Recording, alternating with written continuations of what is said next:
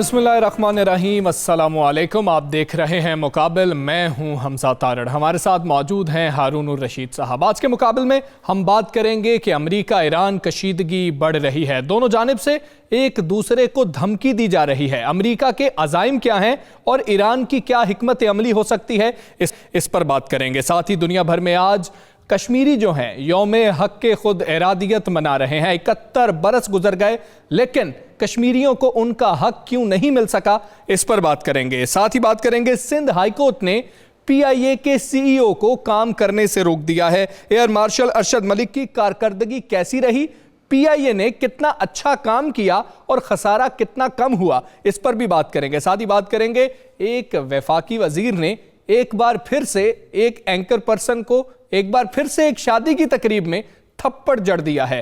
ہماری اخلاقی پستی اور جو ہمارا معاشرہ عدم برداشت کی جانب بڑھ رہا ہے، اس پر بات کریں گے۔ ہارون صاحب، سب سے پہلے ایران امریکہ کی بات کریں تو حالات کس طرف جا رہے ہیں؟ دونوں ایک دوسرے کو بہت دھمکی دے رہے ہیں، کیا کوئی بہت بڑا رد عمل ایران کی جانب سے سامنے آ سکتا ہے؟ جی، ایران کی طرف سے رد عمل تو بڑا ہی سامنے آئے گا۔ اس کی وجہ یہ ہے کہ بہت دباؤ ہے لیڈرشپ پہ۔ آپ نے دیکھا نہیں کہ آپ آج کتنے لوگ ان کی ریسیو کرنے کے لیے ان کے میت کو آئے، اور یہ تو اہواز میں غالباً ہوا، اب کرمان میں آپ دیکھیے گا شاید اس سے زیادہ لوگ ہوں گے، اور یہ سلسلہ جاری رہے گا۔ جو صدر ٹرمپ نے جو عراق میں آج ریزولوشن منظور ہوا اسمبلی میں، اور جو ٹرمپ نے بیان دیا ہے، اس سے ظاہر ہوتا ہے کہ امریکی حکومت کتنی ناقابل اندیش ہے۔ یعنی عراق میں انہوں نے بلینز آف ڈالرز خرچ کیے، بالکل بے شمار، لوگ بھی مرے، ان کے دنیا بھر کی بدنامی بھی مول لی۔ معافی چاہتا ہوں، یہ یورپ میں مظاہرے ہوئے اس کے خلاف، امریکہ میں مظاہرے ہوئے، انپاپولیرٹی گوارا کی، یعنی یہ ثابت ہوا کہ وہاں کوئی خطرناک ہتھیار نہیں تھے، ساکھ ان کی مجروح ہوئی، اور اس سے حاصل ہونے کیا ہوا؟ آج عراق ایران کا حلیف ہے، اور سب سے زیادہ مضبوط حلیف ہے۔ درست۔ انہوں نے کہا جی یہاں سے نکل جائیں آپ، ایرانی وزیر اعظم نے کہا، اسمبلی نے قرارداد منظور کر دی، اب ان کے پاس کیا جواز رہا وہاں رہنے کا؟ اور وہ ظاہر ہے فوری طور پہ تو نہیں نکلیں گے، طاقت کی اپنی نفسیات ہوتی ہے، اپنی منطق ہوتی ہے، لیکن بہت عرصہ تو نہیں ٹھہر سکتے۔ درست۔ اب اس پس منظر میں دو خبریں آپ دیکھیں۔ ایک یہ کہ اسرائیلی اخبار نے ایک مضمون چھاپا ہے کوئی 10-15 دن پہلے کہ ایران اینڈ بیانڈ، ایران اور اس سے آگے کے ممالک جو ہیں وہ ہمارے نشانے پر ہیں۔ ایران سے آگے کون ہے؟ ایران سے آگے پاکستان ہے۔ بالکل ایسے۔ اور ہنری کیسنجر نے ایک انٹرویو دیا تھا پچھلے دنوں، جس میں انہوں نے کہا کہ اسرائیل اور امریکہ کے لیے ممکن ہے کہ پورے مشرق وسطیٰ پہ قبضہ کر لے، اور ایران اس میں کہا ایران اس میں شامل ہے۔ صحیح۔ اور چین اور روس کے پاس اتنا، یعنی جو حریف طاقتیں ان کے پاس اتنا وقت ہی نہیں ہوگا کہ وہ ریئیکٹ کر سکیں۔ یہ جب آدمی بوڑھا، ہنری کیسنجر بہت دانا آدمی سمجھے جاتے ہیں بھی، اس میں کوئی شک نہیں، ان کے بڑے کارنامے ہیں، مگر جب آدمی بوڑھا ہو جاتا ہے تو وہ ان گارڈڈ، انگریزی کے لفظ استعمال کرتے ہو جاتا ہے، اسے اندازہ نہیں ہوتا وہ کیا جو 17-72 کہتے ہیں نا۔ ہاں جی بالکل۔ وہ اللہ کے رسول نے کہا ارذل العمر سے پناہ مانگنی چاہیے، اس عمر میں داخل ہو گئے جس میں آدمی کے حواس قابو میں نہیں رہتے، اور جو بات نہیں کہنے کی وہ کہتا ہے۔ اچھا آپ اس پہ قبضہ کر لیں گے، یہ ٹھیک ہے، امریکہ کسی بھی ملک کو تباہ کر سکتا، قبضہ نہیں کر سکتا۔ قبضہ کر سکتا تو ویتنام پہ قبضہ رکھتا نا، بالکل ٹھیک، عراق پہ قبضہ رکھتا نا، افغانستان سے کیوں بھاگے جا رہے ہیں؟ بالکل ٹھیک، قبضہ نہیں رکھ سکتے۔ نہیں، اسرائیل کے پاس، اسرائیل کی تعداد ہی کتنی ہے، اور وہ کیا وہ اپنا موت جو ہے وہ کوئی معمولی کو قبول کرنا، وہ ایک مسلمان ہی قبول کر سکتا ہے۔ یہ ایک آدمی جس کی کوئی آخرت کا تصور ہی نہیں ہے یا مبہم تصور ہے، وہ کیا کر سکتا ہے؟ وہ جب دیکھیے اب ایران کے اندر اتحاد قائم ہو گیا، فائدہ کس کو ہوا؟ ایران کے اندر اتحاد ہو گیا، اب جو امریکہ کی حامی فورسز تھی وہ سر نہیں اٹھا سکتی وہاں۔ بالکل ٹھیک ہے۔ افغانستان میں کل میں نے ایکسپلین کیا تھا، وہ جو چاہیں کر سکتے ہیں، تھوڑے سے پیسے ڈال دیں، بالکل اسی طرح وہ وہاں کر لیں۔ جب نوبت یہاں تک آ پہنچتی ہے، ایک قوم جو اپنا وجود خطرے میں پاتی ہے، تو وہ قوموں کی صلاحیت بیدار ہی اس وقت ہوتی ہے جب ان کو وجود خطرے میں پڑتا ہے، اور ایرانی قوم پرستی بہت طاقتور ہے، یمن میں بھی وہ کچھ کریں گے۔ بالکل ٹھیک ہے۔ پھر حسن نصر اللہ کی جو فوج ہے، حزب اللہ، اس کی تو تربیت ہی قاسم سلیمانی نے کی تھی۔ سپاہی کی یاد رکھیے ایک پرسنل لائلٹی بھی ہوتی ہے، جس نے اس کی تربیت کی ہو، اس کے ساتھ حسن سلوک کیا، وہ بڑے آرٹیکولیٹ آدمی، بڑے سلیقہ مند آدمی تھے. تو اس کا فائدہ تو ایران کو ہو رہا ہے. چین نے اسی لیے انتباہ کیا. ٹھیک. چینیوں نے انتباہ کیا ہے کہ یہ خطرناک صورتحال ہے، محتاط رہیں. مڈل ایسٹ کی 10-15 کروڑ کی آبادی اور ان کا گوریلا جنگوں کا تجربہ عراقیوں کو ہے، کردوں کا، وہ عالم اسلام منتشر نہیں رہے گا اس کے بعد. جن کو ملنا تھا وہ مل چکے ہیں، وہ معلوم ہے، وہ بے معنی ہو جائیں گے. اور جن کو لڑنا تھا اپنی ذاتی مفادات کے لیے، اقتدار کے لیے، وہ بھی تقریباً فارغ ہو چکے. صحیح. اور باقی جو عالم اسلام ہے انڈونیشیا سے لے کے تو ترکی تک، بوسنیا تک، اس میں اتحاد قائم ہوگا. اور مڈل ایسٹ میں ہوگی گوریلا جنگ ہوگی، اور پھر ایک بڑی جنگ کا بھی خطرہ ہے اگر یہ ایسا ہوتا ہے. آج ہوتا ہے، کل ہوتا نہیں، فائنلی تو ایک دن ہونا ہی ہے. وہ تو یہ عیسائیوں کا بھی بلیف ہے، یہودیوں کا بھی، مسلمانوں کا بھی، اور یہ واحد چیز ہے غالباً جس پہ یہ ساری جناب ابراہیم علیہ السلام کے ماننے والے سب جس پہ اتفاق کرتے ہیں. جی ہارون صاحب، پاکستان کی کیا اس میں حکمت عملی ہونی چاہیے؟ ڈی جی ISPR نے آج ویسے کافی کلیئر کر دیا ہے. پاکستان نے بہت اچھا کیا، بڑا بر وقت بیان دیا. اس میں اندیشے تھے، یہ کہا جا رہا تھا کہ امریکی ہم سے اڈے مانگیں گے، یہ کریں گے، وہ کریں گے. اس سے پہلے ہی قصہ نمٹا دیا. بہت اچھا کیا. صحیح. ہم ایران کے خلاف نہیں جا سکتے اس معاملے میں، اس لیے کہ عالمی امن کو خطرہ ایران سے نہیں ہے. ایسی احمقانہ بات دنیا کو پاگلوں کے ہاتھ میں آ گئی ہے. وہ اس نے کہا، بایزید کو جب شکست دی تیمور نے، تو وہ اس کے ایک جشن برپا کیا، اور اس میں اس کو بھی بلایا، بایزید کو بھی، ترکی کا بادشاہ. جی. اور اچانک وہ کھلکھلا کے ہنسنے لگا. اچھا. تیمور ویسے سیریس آدمی تھا، بہت کم ہنستا تھا. صحیح. کہا جاتا تھا کہ الجائی خاتون کے انتقال کے بعد اس کے چہرے پہ بہت کم مسکراہٹ دیکھی گئی، لیکن وہ ہنسنے لگا. اچھا. تو اس نے کہا بایزید نے کہ بات میری سمجھ میں نہیں ہے، آپ کہہ کے کیوں لگا رہے؟ ٹھیک. ایک بادشاہ کے شایہ نشان نہیں دار. اس نے کہا خدا کو کیا سوجی کہ اس نے اپنی دنیا ایک لنگڑے اور ایک اندھے کے سپرد کر دی. وہ خود لنگڑا تھا نا. صحیح صحیح. اور بایزید جو تھا اندھا تو نہیں تھا، مگر ایک آنکھ اس کے خراب تھی. بالکل ٹھیک. یعنی اللہ کو جانے کیا منظور ہے. یہ مودی ہے، دیکھیں اندازہ لگائے، جعلی ڈگری ہے اس کے پاس. وہ ٹرمپ ہے، یعنی اس کا کوئی خاندانی پس منظر جو ہے بیان کرتے ہوئے شرم آتی ہے کہ اس خاندان سے اس کا تعلق ہے.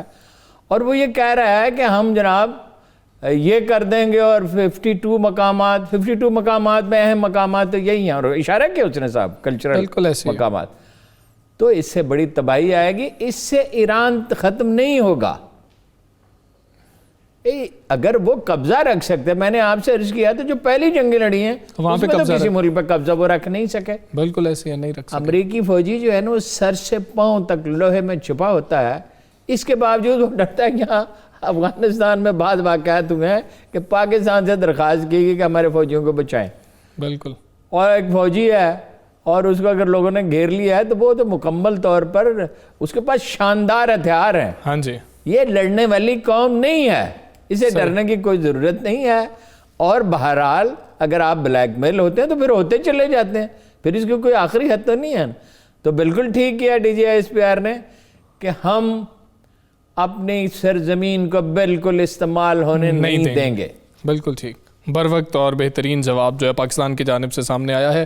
ہارون صاحب، دوسرا معاملہ یہ ہے کہ آج پوری دنیا میں جو کشمیری ہیں وہ یوم حق خود ارادیت منا رہے ہیں. 71 برس گزر گئے ہیں لیکن ان کو ان کا حق نہیں ملا ہے. اگر اقوام متحدہ کی قراردادوں کی بات کریں تو کیوں اس پر عمل نہیں ہو سکتا؟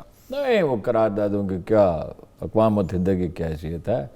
وہ تو جب اس سے پہلے تو یہ اب ہے نا یونائٹڈ نیشنز، اس سے پہلے بھی لیگ آف نیشنز. ہاں جی.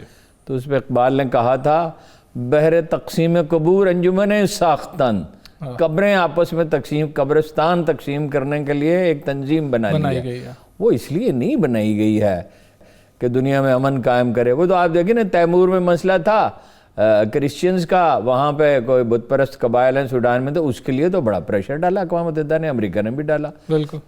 اصل میں تو کیا یہ بڑی طاقتوں کی ماجگائی ہے، سب سے زیادہ انفلوئنس امریکہ کا ہے، اس لیے کہ اب تک تو وہ سب سے بڑی معیشت ہے اور وہ جنگ پہ بہت پیسے خرچ کر. وہ ٹرمپ نے ٹھیک کہا کہ ہم سب سے بڑی وار مشین ہے، یہ بات ٹھیک ہے. ابھی تک تو وہ سب سے زیادہ طاقتور ہیں، لیکن سب سے زیادہ طاقتور وہ رہیں گے نہیں نا.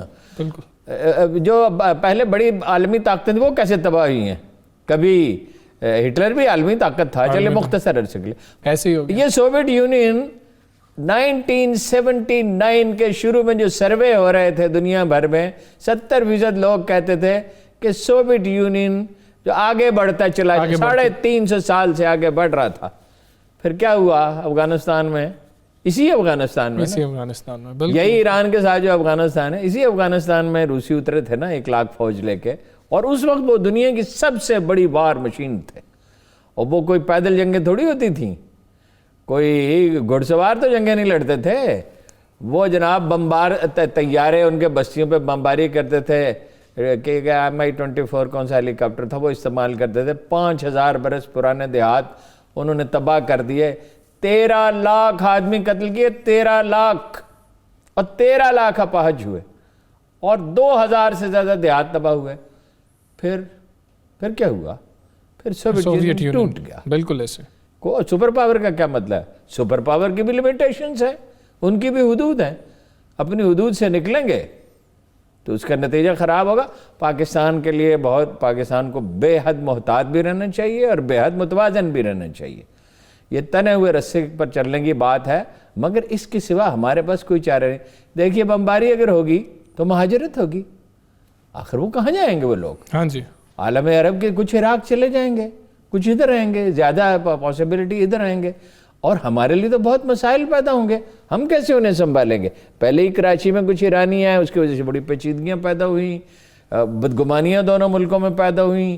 بلوچستان کو وہ عبد المالک ریگی وغیرہ نے استعمال کرنا شروع کیا ایران کے خلاف، بڑے مسائل ہوئے، خدا کر کے وہ صورتحال بہتر ہوئی ہے. ویسے اب جو پچھلے چند ماہ سے ایران کے ساتھ معاملات کافی بہتر ہیں، اور ایران نے یقین دلایا ہے پاکستان کو، جب یعنی ہمارے وفود وہاں گئے اور بعض وفود خاموشی کے ساتھ گئے. ایران کے ساتھ جب بھی ہمارے معاملات بہتر ہوئے خاموشی سے ہوئے. ایک سٹیج پہ جنرل ضیاء الحق کے ساتھ زمانے میں بڑی غلط فہمیاں تھیں، تو جنرل ضیاء الحق صاحب نے ان کا جو طریقہ تھا، انہوں نے خاموشی سے کچھ لوگوں کو بھیجا، کچھ لوگوں کی تربیت کی. ایک بریگیڈیئر تھے ترمزی، انہیں بھیجا، انہوں نے وہاں کچھ کام کیا. پھر جنرل اختر عبد الرحمن نے ISI کے چیف نے خفیہ دورہ کیا. خاموشی سے خفیہ تو اسے نہیں کہنا چاہیے، کچھ چھپانا تو اتنا ہمیشہ کے لیے مقصود نہیں تھا. امام خمینی سے ملے اور اس کے بعد صورتحال بہتر ہونی شروع ہوئی. ہمارے معاملات ایران کے ساتھ اب پہلے سے بہتر ہیں. پاکستان کی اہمیت بڑھ گئی ہے، ذہن میں رکھیے. اس نے کس کو فون کیا؟ اپنے پومپیو نے، جنرل باجوہ کو فون کیا. انڈیا میں تو کسی کو فون نہیں کیا. تو انڈیا خاموش بھی ہے؟ نہیں، انڈیا کا رول ہی نہیں ہے اس میں. انڈیا کا اس میں رول ہی نہیں ہے. صحیح. جب آپ کی اہمیت بڑھ جاتی ہے، آپ کی ذمہ داری بھی بڑھ جاتی ہے. خطرات بھی بڑھ گئے، اہمیت بھی بڑھ گئی، چنانچہ ذمہ داری بھی بڑھ گئی. تو بہت احتیاط کے ساتھ، اور یہ موقع ہے کہ اپوزیشن کے ساتھ حکومت اپنے اختلافات کم کرے. احتساب کا معاملہ چلتا رہتا ہے. ویسے تو یہ کیا احتساب ہے جی؟ اب تو ترامیم بھی آ گئی. اب تو اللہ کے فضل و کرم سے سول سروس سے بھی بلیک میل ہوگا، بزنس مین سے بھی ہوگا. تو اب کیا احتساب ہے؟ تو پھر صرف سیاستدانوں کا احتساب تو نہیں ہونا چاہیے. اور اگر سیاستدانوں کا ہی ہونا ہے تو اپنے لوگوں کا بھی کرے نا پھر. جی ٹھیک ہے ارون صاحب، بڑی پاوریں نہیں رہی، سوویت یونین ٹوٹ گیا، لیکن جو کشمیر میں نہیں رہتی، جو کشمیر میں معاملہ ہے کوئی بھی نہیں رہتی. وہ کیا خوبصورت آیت آپ کو سنائی تھی قرآن مجید کی. جی، ہم کسی قوم کو اس وقت پکڑتے ہیں جب اسے اپنی معیشت پہ ناز ہو جاتا ہے، اپنے عروج پہ پہنچ کے عالمی طاقتیں تباہ ہوتی. ٹھیک ہے ارون صاحب، تو وہ جو دلی کی ریٹ ہے کشمیر میں، کیا وہ بھی قائم رہ سکتی ہے؟ وہ بھی ختم ہو جائے گی؟ نہیں، دلی کی ریٹ کیا قائم رہے گی؟ ابھی آپ کو پتا تھوڑی دیر پہلے خبر آئی ہے کہ نہرو یونیورسٹی میں داخل ہو گئے. ہاں جی، بی جے پی کے گنڈے سریے لے کے، اور پولیس کھڑی تماشا دیکھتے رہی. انہوں نے لوگوں کو مارا، زخمی کیا. وہ جب خبر پھیلی اور لوگ آئے، کوئی ڈاکٹر آئے، کچھ اور لوگ آئے، انہیں بھی مارا. اور کہہ رہے تھے تم غدار ہو. وہ ہندی کے لفظ تو میرے حافظے میں نہیں رہا. تم دیش کے خلاف ہو، تم ملک سے باہر چلے جاؤ. یہ اس سے پہلے جامعہ ملیہ پہ حملہ کیا تھا اور وہاں تو کئی لوگ مار ڈالے تھے. علی گڑھ یونیورسٹی میں داخل ہوئے، وہاں طلبہ کو مارا پیٹا. اب جو جلوس نکلا حیدرآباد میں، آپ نے شاید دیکھا یا نہیں دیکھا، وہ یعنی اتنا بڑا جلوس ہے کہ میڈیا دنگ ہے دنیا بھر کا. لاکھوں آدمی ہیں اس میں شامل. بالکل ٹھیک. تو کیا کریں گے؟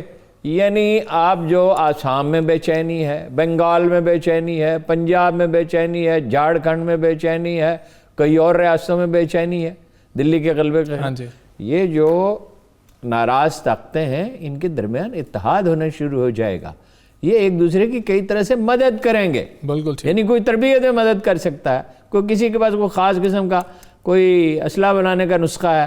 آج کے زمانے میں اسلحہ سازی کون سا کام ہے یہ, اور انڈیا اتنا بڑا ملک ہے اور ایسی ٹرین ہے, جنگل ہیں, بیابان ہیں, اس میں لوگ اپنے تجربے کریں گے, کچھ کریں گے. وہ تو کشمیر کو انڈیا بنانا چاہتے تھے, اب تو انڈیا کشمیر بن گیا. بالکل انڈیا کشمیر بن گیا. اور بھارتی فوج کی خامیوں پہ بھی ارون صاحب بات کریں گے. بریک کا وقت ہوا ہے, اسٹے ود اس.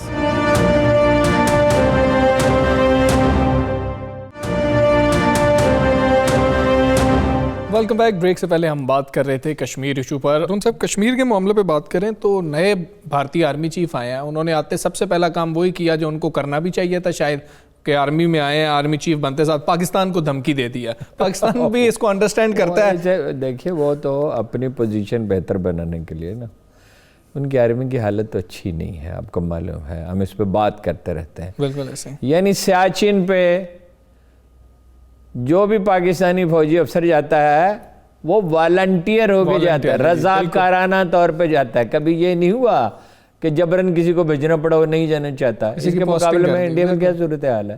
انڈیا میں صورتحال یہ ہے کہ کئی ریاستیں ہیں وہاں لوگ جاتے ہی نہیں, ریزائن کر دیتے ہیں بعض صورتوں میں. سب تو نہیں, لیکن بعض لوگ خودکشیاں بھی کر لیتے ہیں. کوئی 100 کے قریب خودکشیاں ہوتی ہیں. اور دیکھیے خودکشی تو آخری اقدام ہے نا. ہاں جی. اس کا مطلب یہ ہے کہ بہت سے لوگ نفسیاتی مریض بن گئے. یہ آئے دن ہر 2-4 مہینے کے بعد ایک ویڈیو آتی ہے, ویڈیو کون اپلوڈ کرتا ہے یہ سوشل میڈیا پہ, جو بالکل ہی یعنی نہ صرف اپنی نوکری خطرے میں ڈالتا ہے بلکہ اور کئی طرح کے خطرات مول لیتا ہے خاندانی. یعنی اس کو سزا ملتی ہے, وہ بند کر دیا جاتا ہے, جیلوں میں ڈال دیا جاتا ہے, حوالاتوں میں ڈال دیا جاتا ہے. تو مطلب کتنے لوگ تنگ ہیں. اور وہ اس میں 2-3 طرح کی شکایت. ایک تو خاتون کی, پچھلے تو ایک مشرقی پنجاب سے تعلق رکھنے والی خاتون کی تو ویڈیو کہ وہ فوجی افسر جو ہے وہ آدھی رات کو آ کے اس نے اس کے ساتھ زیادتی کرنے کی کوشش کی.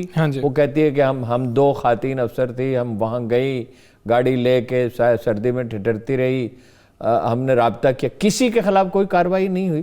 یعنی نوجوانوں کے ساتھ اچھوتوں والا سلوک کیا جاتا ہے. عام طور پہ وہ کہتے ہیں کہ کھانے کے لیے جو کچھ ملتا ہے وہ کھانے کا قابل نہیں ہوتا. اب مجھے یاد ہے کہ وزیرستان میں جب پاکستانی فوج گئی شمالی وزیرستان میں کارروائی کے لیے, تو جو 4 بنیادی چیزیں طے کی گئی تھیں اس میں سے ایک یہ تھی کہ لباس بہت اچھا ہونا چاہیے, یعنی کیا سیاچن والا لباس, یعنی ٹھنڈ بالکل نہ لگے, جو 14,000 فٹ کے ہائٹ پہ استعمال ہوتا ہے. اور چوتھا پوائنٹ یہ, 2 تو خیر اسٹریٹجک پوائنٹ تھے, کھانا بہترین ہونا چاہیے. جو لوگ میدان جنگ, جتنا یعنی میدان جنگ میں بعض چیزوں کا تو بندوبست ہی نہیں ہو سکتا, لیکن کھانا ایسا ہونا چاہیے کہ ان کی توانائی برقرار رہے, توانائی ان کی انرجی برقرار رہے گی. اب وہ کہتے ہیں کہ پتلی سے, اب کشمیر میں دال پہ بسر نہیں ہو سکتی, پہاڑوں میں آدمیوں کو پروٹین چاہیے ہوتی ہے, اور بڑی اچھی پروٹین چاہیے ہوتی ہے. اچھا افسر تو اچھا کھانا کھاتے. پھر وہ یہ شکایت کرتے ہیں کہ بہت ہی یعنی گھروں میں جو جوان رکھے جائے افسروں کی خدمت کے لیے, ان کے ساتھ بہت ہی برا برتاؤ. ویسے یہ پورے انڈیا کا کلچر ہے. آپ کو حیرت ہوگی کہ پاکستانیوں کو اس پہ یقین نہیں آئے گا کہ پاکستان میں گھروں میں جو باورچی رکھے جاتے ہیں وہ ظاہر ہے وہی کھانا کھاتے ہیں جو گھر والے کھاتے ہیں. بالکل ایسی. اور اگر کوئی بالکل ہی گیا گزرا ہو تو باہر کھانا تو انہیں دیتا ہی ہے. ایسا ہوتا ہے, بعض لوگ بولتے ہیں. اب مجھے یہ سن کے میں حیرت زدہ رہ گیا, جو ہمارے لوگ انڈیا گئے, جو انڈین جرنلسٹ یہاں آتے ہیں, ان سے بات ہوتی ہے کہ جو گھروں میں کھانا پکانے کے لیے باورچی آتا ہے, خواتین آتی ہیں, ان کو کھانا نہیں ملتا. اچھا. وہ کھانا پکائیں 2-3 بجے فارغ ہوں اور گھر جا کے کھانا کھائیں, یا ناشتہ بنائیں یا رات کا کھانا بنائیں تو گھر جا کے کھانا کھائیں. تو یہ انڈیا کے معاشرے کی عمومی برائی ہے جو فوج میں بھی پینیٹریٹ کری. فوج میں یہ نہیں ہوتا. فوج میں بردرہڈ ہوتی ہے, رشتہ ہوتا ہے. یعنی پاکستان آرمی کا میں نے کئی دفعہ ابزرو کیا کہ تناسب افسروں کی شہادت کا دنیا میں سب سے زیادہ ہے. بالکل ایسے. اس کا مطلب کیا ہے؟ اس کا مطلب یہ ہے کہ ایک افسر یہ کہتا ہے کہ اگر میرے جوانوں کی جان خطرے میں ہے تو میں کیوں اپنی جان پہ موجود, میں کیسے مورچے میں بیٹھا رہوں. بالکل ایسا. حالانکہ بعض اوقات اس کی یہ ڈیوٹی نہیں ہوتی کہ آگے جائے, مگر وہ آگے جا کے لڑتا ہے, فرنٹ سے لیڈ کرتا ہے.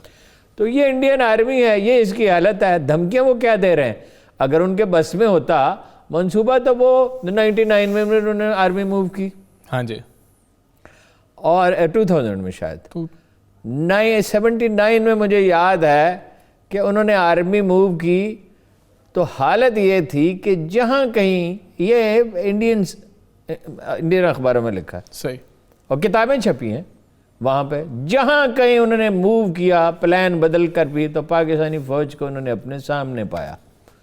یعنی انٹیلیجنس کا یہ عالم ہے، رات تخریب کاری کر سکتی ہے، انٹیلیجنس اس کی اچھی نہیں ہے۔ پھر آپ کو پتہ کیا ہوا، پھر جاؤ لگ گئے، انہوں نے ان سے کہا راجیو گاندھی سے کہ آپ ہیں کس خیال میں حضور،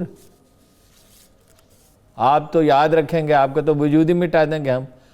تو وہ اینی شاید کہتے ہیں کہ ورچولی اس کی ٹانگیں، جاؤ لگ بتاتے تھے کہ ورچولی اس کی ٹانگیں۔ میں ویسے ایک اور آدمی سے بھی ملا جو وہاں موجود تھا اتفاق سے، تو اس نے کہا ٹانگیں کانپ رہی تھی، گارڈ تھا ایک، اچھا وہ لاہور میں ہے وہ آدمی، اب صحیح بوڑھا ہو گیا، تو اس نے کہا ٹانگیں کانپ رہی تھیں، تو لڑیں گے کیا؟ اچھا بھائی آپ ہم سے کیا لڑیں گے، آپ اپنا جو یعنی مظاہرے سارے پورے انڈیا میں ہو رہے ہیں ان پہ تو قابو پا لیں، آپ کی تو اپنی قوم بے چین ہے، اور ایک طرح سے انہوں نے عدم اعتماد کر دیا، اور یہ رکنے والا نہیں ہے، یہ سلسلہ رکنے والا نہیں ہے، سلسلہ ایسے ہی چلے گا، یہ بڑھتا چلا جائے گا مسلسل اور متواتر۔ جو پاگل لیڈر ہوتے ہیں وہ اپنی قوموں کو مرواتے ہیں، کوئی ہٹلر، کوئی مسولینی، کوئی نپولین کبھی کامیاب نہیں ہو سکتا۔ جی ٹھیک ہے، جو لیڈر نپولین تو بڑا گریٹ تھا، تو آدھے سے زیادہ یورپ تو اس نے فتح کر لیا تھا۔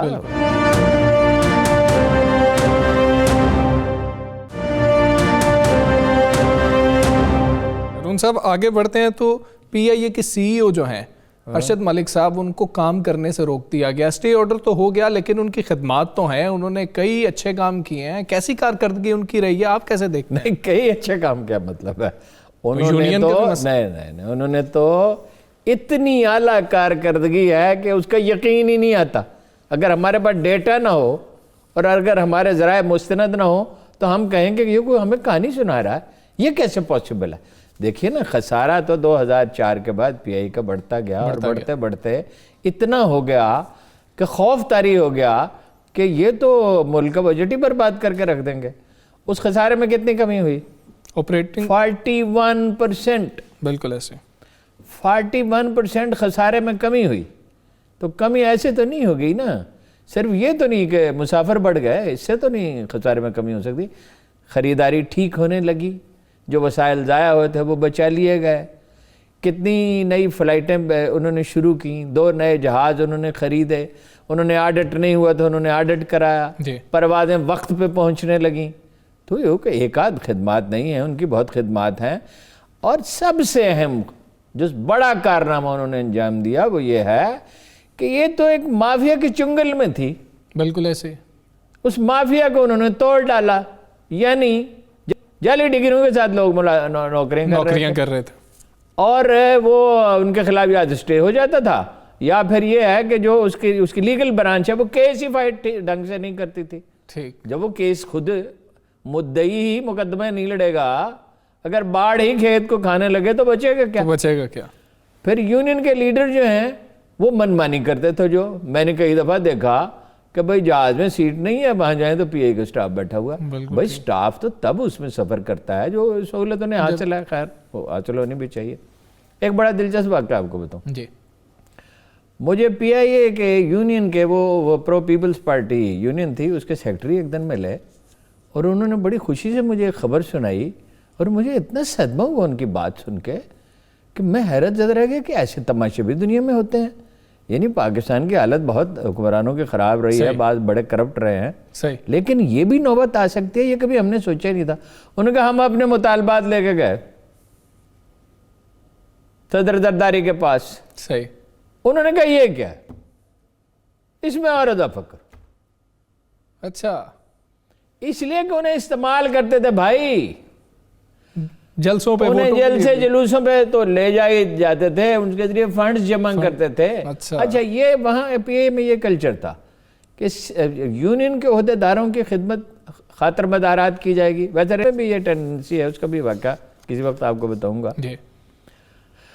اور سیاستدانوں کی مراعات کرتے تھے. ایک کوئی پولیٹیکل پارٹی کا لیڈر جیسے ہی ایئرپورٹ میں ڈالو بھاگ کے اس کا بستہ پکڑتے تھے, اس کا بریف کے یا جو کچھ بھی ہے, اور جناب اسے وی آئی پی لاؤنج میں لے جاتے تھے. اس سے پوچھتے تھے کہ جناب چائے پئیں گے, کافی پئیں گے, اور کچھ کھانے کے لیے لایا جائے, اور اسے چھوڑنے کے لیے ہوائی جہاز تک جاتے تھے. اخبار نویسوں کے ساتھ بھی کرتے تھے. میں تو گیا وی آئی پی لاؤنج میں کئی دفعہ, لیکن پھر میں نے فیصلہ کیا کہ جانا ہی نہیں چاہیے. عجیب مصنوعی سا ماحول ہے. یعنی وہ کافی کا پوچھ رہے ہیں, چائے کا پوچھ رہے ہیں, اور مگر یہ کہتے ہیں کہ بل آپ نہیں دے سکتے. اچھا, بل ہم دیکھیں. بھائی ان سے کہا بھائی اگر تو بل لے لیں تو ٹھیک ہے, پی لیتے ہیں کافی, اس میں کیا حرج ہے. تو انہوں نے کہا نہیں بل تو ہم دیں گے. تو یہ بل کہاں سے ادا کیا جاتا ہے؟ یہ آپ کو پتہ ہے ریلوے میں بھی یہی کلچر ہے. ریلوے کا عملہ جو ٹھیکیدار ہیں, جو کھانا فراہم کرتے ہیں, ان سے مفت کھانا کھاتا ہے. بہت سارے لوگ تو نہیں ظاہر ہے, مفت چائے پیتا ہے, اپنے مہمانوں کو بھی چائے پلاتا ہے. مجھے ریلوے میں بڑا تلخ تجربہ ہے. میں کافی ریلوے میں سفر کرتا رہا ہوں راولپنڈی سے لاہور کے درمیان, اور میں پھر ان سے یہ کہتا تھا کہ اگر تو آپ بل لیں گے تو بجائے, اس لیے کوئی چائے پینے کو تو جی چاہتا ہے بعض اوقات, آپ تھکے ہوتے یا کافی پینا چاہتے ہیں یا کھانا کھانا چاہتے ہیں. کھانا تو میں عام طور پہ کھاتا تھا 6 بجے, بل نہیں لیں گے. اچھا, یہ پی آئی اے میں تو کلچر ایسا ہو گیا تھا, اس کو ٹھیک کر دینا یہ ایک میریکل سے کم نہیں ہے. پھر دیکھیے انہوں نے کیا کیا. جی, ارشد ملک صاحب نے اور ان کے ساتھیوں نے کوئی مراعات نہیں لی, معمولی گاڑیوں میں سفر کیا, اپنے مکانوں میں رہے. ارشد ملک صاحب کو کی انٹائٹلمنٹ ہے, پی آئی کے سربراہ ہے, فرسٹ کلاس میں ٹریول کریں, کلب کلاس میں, جہاں فرسٹ کلاس نہیں, وہ اکانومی میں سفر کرتے ہیں. مجھے تو یقین ہی نہیں آ رہا تھا, میں نے تحقیق کی, معلوم کیا, انہوں نے کہا یہ بالکل ٹھیک ہے. انہوں نے ایک مشنری جذبے کے ساتھ کام کیا اور اس کو بحران سے نکالیا. اب بات صرف اتنی نہیں ہے, صحیح, اس کو سمجھنا چاہیے. یہ بلا وجہ نہیں گیا ہے لوگ, وہ جو آدمی گیا ہے اس پہ مقدمات ہیں, اس نے آگ لگانے کی کوشش کی تھی, اس کی تفتیش ہو رہی ہے. بس کوئی ٹیکنیکل پوائنٹ ہوگا, عدالت نے دے دیا اسٹے آرڈر, ہم عدالت پہ اعتراض نہیں کرتے, کرنا بھی نہیں چاہیے, عدالت کی نیک نیتی پہ اب شبہ نہیں کرنا چاہیے. لیکن دیکھیں ملحوظ رکھنا پڑتا ہے نا, پوری بڑی پکچر دیکھنی پڑتی. اگر یہ ماڈل کامیاب ہو جائے پی آئی اے میں, یعنی باوجود اس کے کہ ڈالر کی قیمت بہت بڑھ گئی, روپے کی قیمت گر گئی, یعنی باوجود اس کے کہ پیٹرول مہنگا ہو گیا, 41% اگر خسارہ کم ہو سکتا ہے. اس کا مطلب اگر یہ 2 واقعات نہ ہوئے ہوتے تو یہ خسارہ شاید 50% یا 60% کم ہو جاتا, شاید اس سے کچھ زیادہ کم ہو جاتا. اگر یہ ماڈل کامیاب ہو جائے تو ایسا ہی ایک گروپ آف پیپل, اگر ایسا ایک گروپ آف پیپل ہو سکتا ہے تو دوسرا بھی ہو سکتا ہے. وہ سٹیل مل کو ٹھیک کر سکتا ہے, بالکل ٹھیک. ایک تیسرا گروپ جو ہیلپ کر سکتا ہے ریلوے میں تجربہ ہے فوجیوں کا. انہوں نے کوریا سے انجن خریدنے تھے, کوریا سے جنرل کیانی کے دور میں کچھ ریسرچ ہوئی کہ وہ انجن 10% قیمت میں مل سکتے ہیں. وہ اپنا سسٹم چینج کر رہے ہیں, یعنی جو نیا انجن امریکہ میں سب سے اچھا انجن بنتا ہے وہ $10 ملین کا $1 ملین میں مل سکتا ہے. بالکل ٹھیک. وہ اے این پی کے وزیر صاحب ہوتے تھے, کیا ان کا نام ہے, بلور صاحب, انہوں نے بلور صاحب نے نہیں خریدے, انہوں نے چین سے خریدے, جو جس کے لیے فٹ پاتھ ہی توڑنے پڑے. صحیح, وہ فٹ پاتھ کرو پلیٹ فارم میں توڑنے پڑے. تو ان کا کچھ نہ کچھ تجربے سے زیادہ اہمیت اس بات کی ہے کہ ڈیڈیکیشن ہے, ڈیڈیکیشن ضروری. اچھا, ایک اور گروپ پہ ضروری نہیں ہے وہ فوج سے, کہیں سے بھی ایک گروپ آپ لائیں اور اس سٹیل مل کو ٹھیک کر دے, اسی ماڈل پہ, اور ریلوے کو امپروو کر دے. بالکل ٹھیک. اور آپ کے جو سرکاری ادارے, یہ بجلی کا ہے, اس میں بجلی میں کئی آئیڈیاز ہیں جو پھر کسی وقت بات کریں گے, زیر بحث آتے رہتے ہیں کہ اگر یہ کیا جائے تو ریکوری بہتر ہو سکتی ہے. پرائیویٹائز کرنے سے, چھوٹے ادارے میں تقسیم کر کے, بس لاہور کو 4 حصوں میں تقسیم کر دے, اس میں جو 150-200 ارب روپے ہمارے ڈوبتے ہیں, جو ریکوری نہیں ہوتی قبائلی علاقے میں, بلوچستان میں نہیں ہوتی, سندھ کے دیہی علاقوں میں نہیں ہوتی, اور بعض جگہوں پہ نہیں ہوتی, وہ ریکوری ہونے لگے تو ہمارا تو کرائسس ہی ختم ہو جائے. بالکل, کرائسس ختم ہو جائے, 13-14 ارب روپے ضائع ہوتے ہیں, وہ بچ جائیں. یہی ماڈل آپ لے جائیں موٹیویشن کا FBR میں, تو آپ کی ٹیکس کلیکشن اگر 1000 ارب روپے بڑھ جائے, جو بالکل ٹھیک ہے, اسی ماڈل کو اگر باقی جگہ پر بھی امپلیمنٹ کر دیا جائے تو وہ بہت ہی اپریسیشن کے مستحق ہیں, اور انہیں اپنا مقدمہ جو PIA کا ڈھنگ سے لڑنا چاہیے, اور بہترین وکلاء کی خدمات انہیں مہیا کی جانی چاہیے تاکہ وہ پھر جائیں.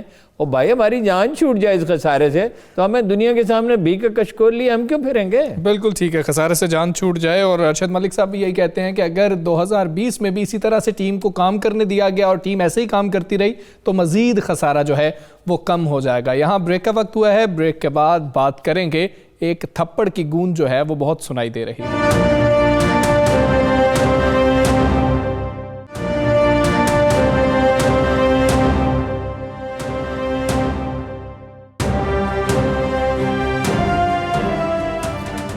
Welcome back. آپ کو بتائیں کہ آج لاہور میں ایک شادی کی تقریب کے دوران دعوت ولیمہ کے دوران جو ہے ایک وفاقی وزیر نے ایک نجی ٹی وی کے اینکر پرسن جو ہیں ان کو تھپڑ مارا، پھر آپس میں ہاتھا پائی بھی ہوئی. ہارون صاحب کیا معاملہ ہوا، لڑائی کیوں ہو گئی اور یہ کیا معاملہ ہے؟ ایک وفاقی وزیر نے ایک بار پھر سے جو ہے ایک اینکر پرسن کو تھپڑ جڑ دیا. دیکھیے وہ تو یہ کہتے ہیں کہ ایک خاتون جو ہے، جو میں نام نہیں لینا چاہتا، جی، کہ مجھ پہ الزام لگایا اور میں نے جب ان سے پوچھا کہ وہ ویڈیو کہاں ہیں تو انہوں نے کہا نہیں ویڈیو تو میرے پاس نہیں ہے. اس پہ مجھے غصہ آ گیا کہ مجھے بے بنیاد الزامات لگا رہے ہیں، تو میں نے اس پہ تھپڑوں نے جڑ دیا. صحیح. یہ وہ مانتے ہیں اور وہ کہتے ہیں کہ اس کی کیا اہمیت ہے. اصل بات یہ ہے تو وہ تو ہم گتم گتھا ہو گئے. وہ تھپڑ کا ذکر نہیں کرنا چاہتے تھے، ڈپریشن کے وجہ سے شکار تھے، انہیں خطرہ لگ رہا تھا کہ وزارت چلی جائے گی. ان کا وزارت آنی جانی چیز ہے. اچھا. حالانکہ وزارت کا تو کسی نے ان سے نہیں پوچھا کہ آپ کی وزارت باقی رہے گی یا نہیں رہے گی. دیکھیے بہت افسوسناک واقعہ ہے. یعنی اگر ایک وفاقی وزیر قانون کو ہاتھ میں لیتا ہے تو پھر آپ لوگوں سے کیا توقع رکھتے ہیں؟ قانون کا کیا، پہلے ہی قانون کا کتنا احترام ہے. پہلے ہی ہم دیکھتے ہیں کہ بھائی ہر ون ویلنگ ہو رہی ہے اور موٹر سائیکل جو ہیں وہ لہریں بنا کے چلتے ہیں اور ٹریفک کسی شہر کی ٹھیک رہی نہیں ہے اور 2/3 میرے خیال میں سپیڈ رہ گئی ہے. اور بھی ریاست کی ریٹ کہاں ہے؟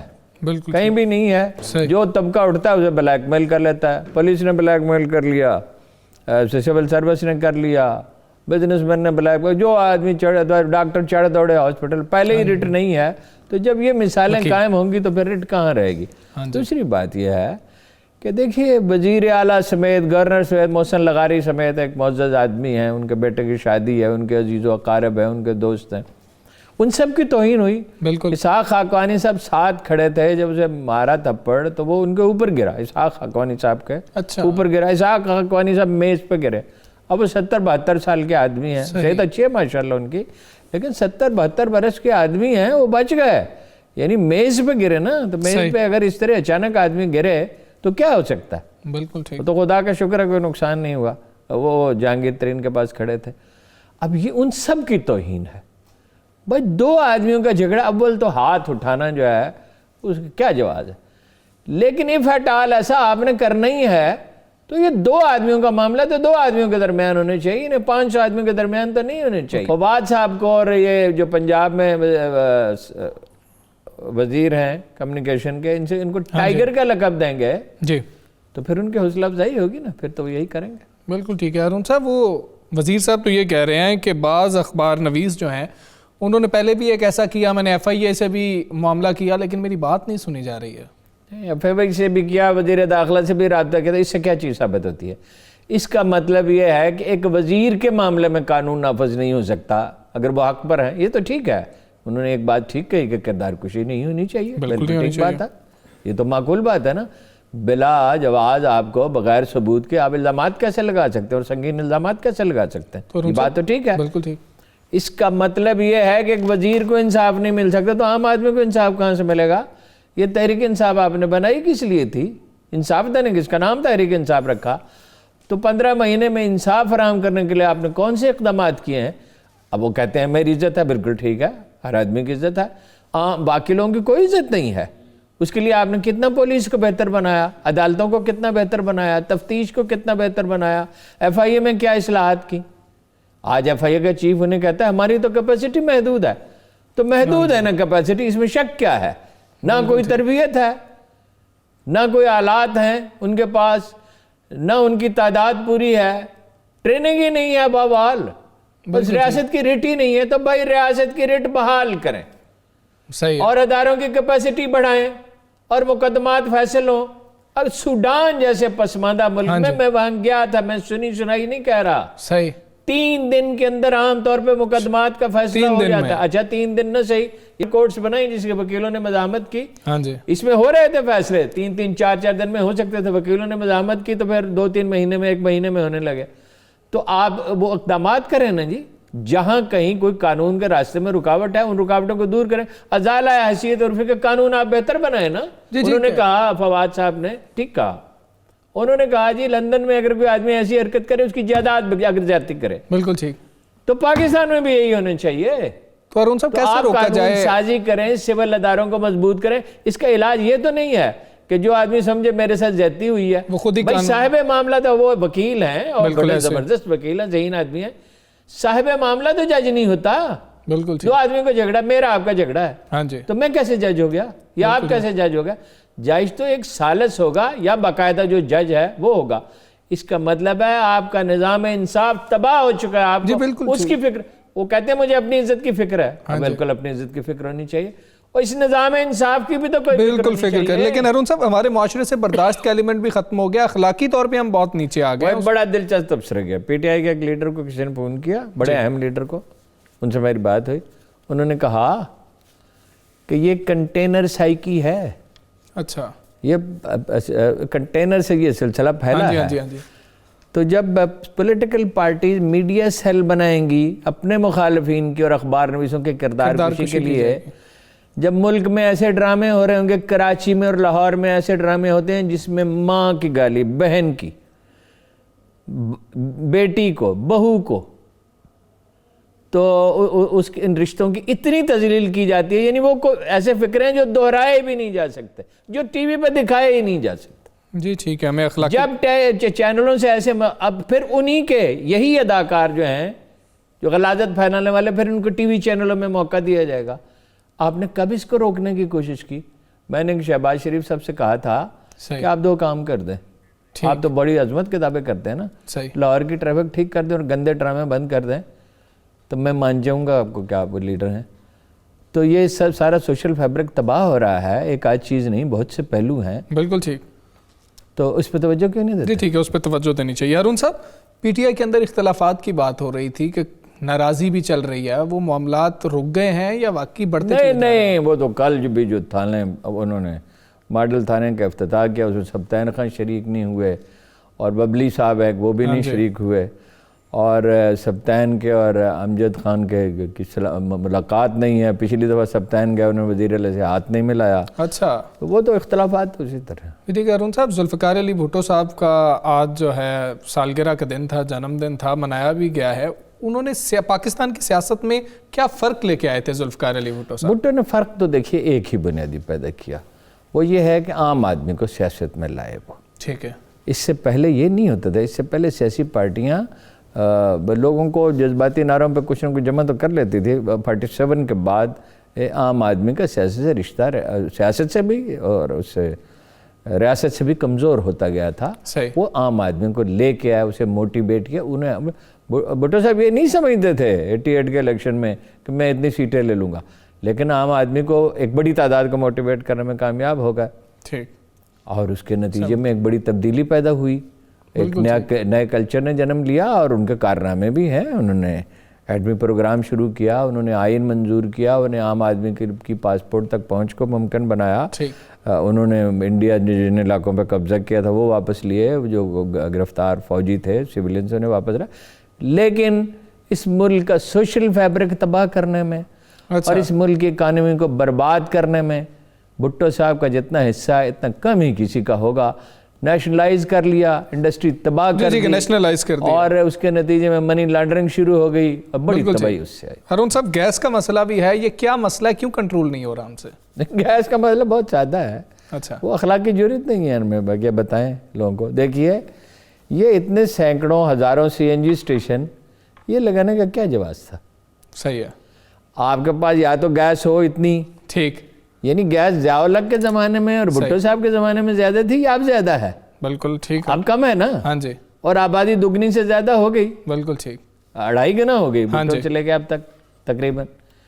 تو گیس تو آپ کے پاس ہے نہیں, تو آپ CNG اسٹیشن کیسے لگا رہے ہیں؟ بالکل پھر یہ ہے کہ یہ پائپ کے ذریعے گھروں تک گیس پہنچانے میں بہت سی گیس ضائع ہوتی ہے. جی ٹھیک ہے، گیس اس کی ضائع بجائے سلنڈر استعمال ہونا چاہیے اور اخلاقی جرات کا مظاہرہ کریں اور قوم کو صحیح صورتحال بتائیں متعین وقت پہ. جی ٹھیک ہے ارون صاحب، وہ گیس کا جو ہے سلنڈر استعمال کرنا چاہیے. وقت ختم ہو گیا آج کے پروگرام کا. اللہ حافظ.